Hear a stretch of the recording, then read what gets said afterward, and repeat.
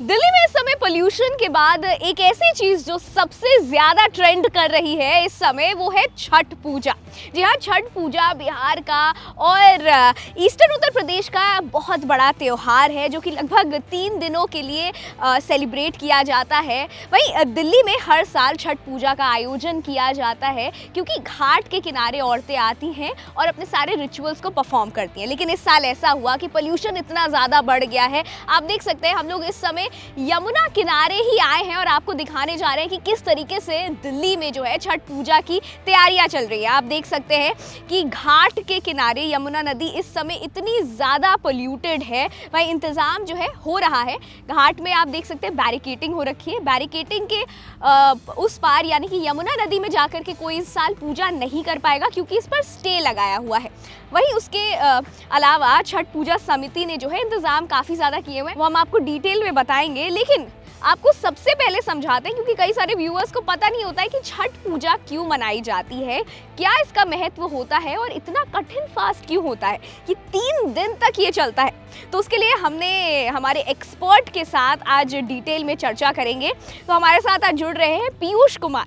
बहुत बहुत स्वागत है आपका जी। तो छठ पूजा हमने सोचा आपसे बेहतर कौन बता पाएगा। खुद स्वयं ये बिहार से, इनकी मम्मी हर साल जो है छठ पूजा पर व्रत रखती है, लेकिन इस साल ये घर नहीं जा पाए तो हमने सोचा इनको यहाँ पर बुला करके आप सबको डिटेल में समझाते हैं कि आखिर छठ पूजा जो है क्यों मनाई जाती है।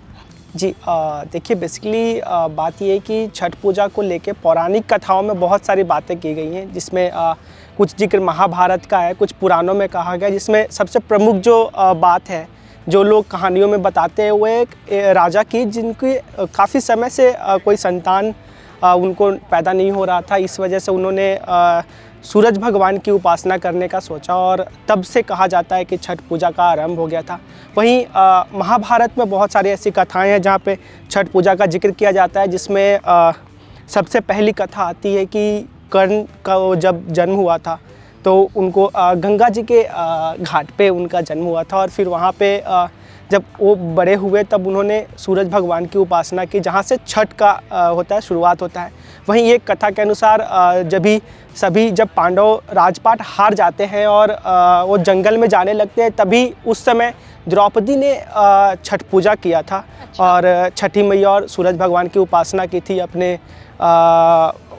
खुशियों के लिए, अपने देवी देवताओं को प्रसन्न करने के लिए। तो ये भी एक कहानी है तो मतलब जो इर्द गिर्द कहानियाँ गढ़ी गई हैं। अलग अलग कथाएं हैं, लेकिन मेन फोकस हर कहानी में एक चीज का, मैंने जो आपकी बातें सुनी समझा कि सूरज भगवान की जो है पूजा की जाती है। जी, एक ये है और साथ में मतलब इसका एक महत्व इतना अधिक इसलिए भी है क्योंकि सभी धर्मों में देवी देवताओं का पूजा तो होता ही है, लेकिन नदियों, पहाड़ों और उगते हुए सूरज और डूबते हुए सूरज की पूजा करना एक अलग कॉन्सेप्ट है जो सिर्फ इस छठ पूजा के अंदर देखने को मिलता है। जी। छठ पूजा की बात करें तो 3 दिन का फास्ट होता है। तो ऐसा क्यों है कि ये मतलब जनरली हिंदू धर्म में फास्ट जो है 1 दिन का होता है, लेकिन छठ पूजा बहुत ही ज़्यादा कठिन फास्ट होता है, 3 दिन के लिए क्यों मनाई जाती है? बात ऐसी है कि ये जो छठ पूजा है इसको ना हठ पूजा भी कहा जाता है कई बार, क्योंकि ये एक बहुत कठिन प्रोसेस होता है पूरा पूजा का।